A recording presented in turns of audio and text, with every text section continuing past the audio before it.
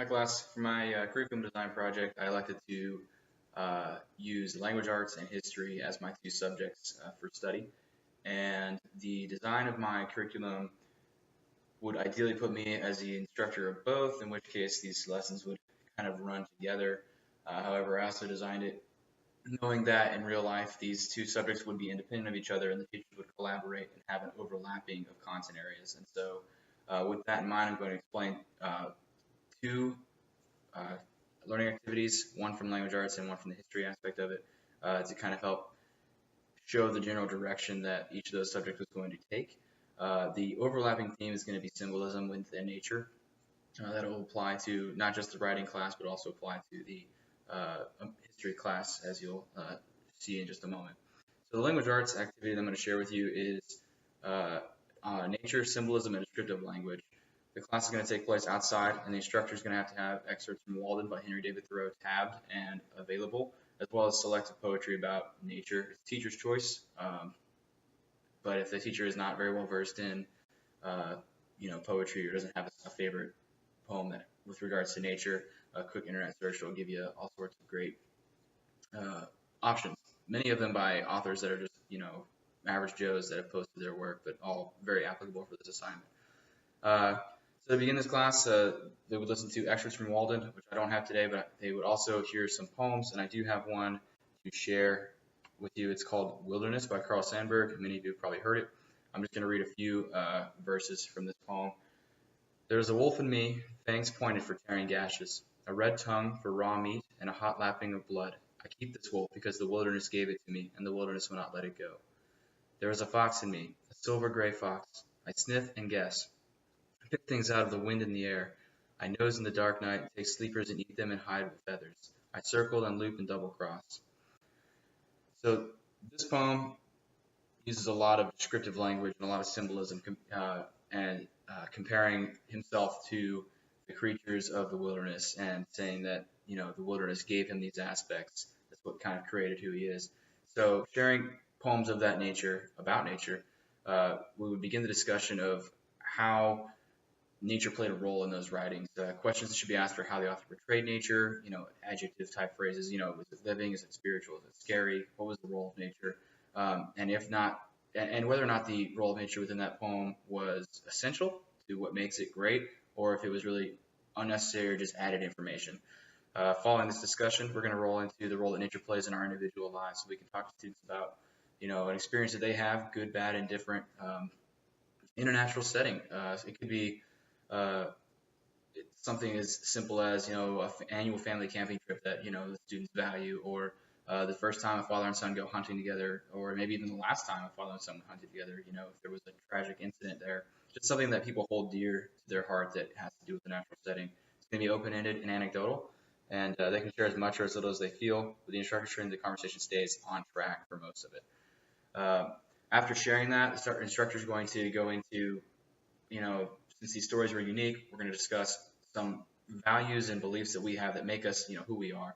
So in this environment, outside, in this setting, you're going to take your index card and the students are going to write down 3 to 5 things that kind of define who they are as a person, like a belief system or, a value. It can be even as simple and broad as a hobby. If it's an athlete, they might really believe that exercise and working out is important to who they are as a person. Being strong, being fit, being agile. So with that in mind, after they discuss that or write those down, the teacher is then going to challenge students to go out into this wooded setting, kind of explore and find a natural symbol that represents one of those core values that they've written on that index card. This has to be something that they can connect and articulate. So it can't be off the wall. It can't be as simple as, a leaf, unless that leaf actually can be connected. It needs to make sense and be coherent. Students might have some struggles with this, because the age group that I'm addressing is going to be predominantly 9th grade. So we're in the formal operational stage at this point cognitively, but it is a very early stage. So some are going to be better than others. It's going to be a very wide-ranging gap of how we approach this project. Teacher can help, but ideally it'd be a student-led activity. And then following this decision that they make, depending on your block scheduling, you can do it in the classroom, or if you aren't in block scheduling or you run out of time, it can be assigned as a homework assignment. But students need to create a brief 1 to 2 page response, a journal entry of some kind that explains the core value that they chose, the symbol that they chose, how that symbol reflects the value, and how that value, you know, makes them unique or how it impacts them as a person.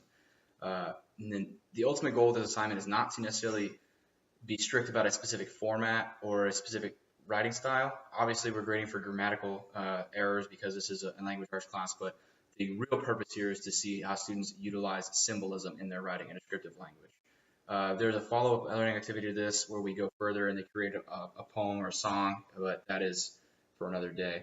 Moving into the history section, it's important to note that for my history assignments, history being such a broad topic and natural resources within history specifically ranging across the spectrum of American history, I elected to assign my students for this course that they need to read American Canopy by Eric Rutko in congruence with their history textbook. This is a fantastic book that I would recommend to anybody that details the role that trees specifically have played in American history, from being the origins of why America was colonized in the first place, all the way up through modern era, with keynotes being the pivotal role they played in winning World War I. It's a really great book, and I recommend everyone look it up.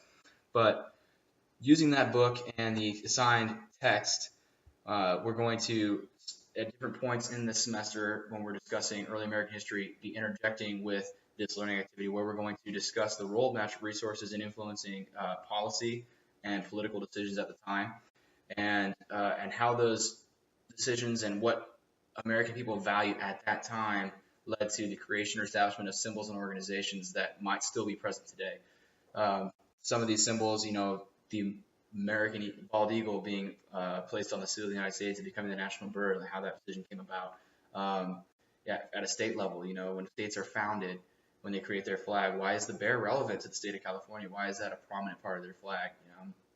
And then you can even take that and start even making international, if time permits, and kind of showing that this isn't just isolated to the United States. Obviously, natural symbols are found across all nations, not just factual, but even mythological, with the country of Bhutan having a dragon as their embodiment and emblazoned on their flag. And then throughout the unit, we're going to keep identifying those prominent roles that it plays, and then focus on key symbols, like specifically some of the ones that I would highlight are the Liberty Tree during the Revolution, the role of mountains during westward expansion, the buffalo nickel during the early 1900s, and then just again, like I said, the different animals on the state flags. And then we're going to assign a research project to each little mini unit for each era, where the students are going to research important but less well-known figures in U.S. history, particularly in regards to natural resources. So we're talking about Pinchot, Muir, and then Bryce Disk, who maybe you guys don't know about, but I recommend look him up. Bryce Disk, Disque. This is going to add perspective to each era that we're studying and help them develop the understanding that it's the everyday men and women in America that make it a great country. It's not necessarily just presidents and generals that contribute to what America is.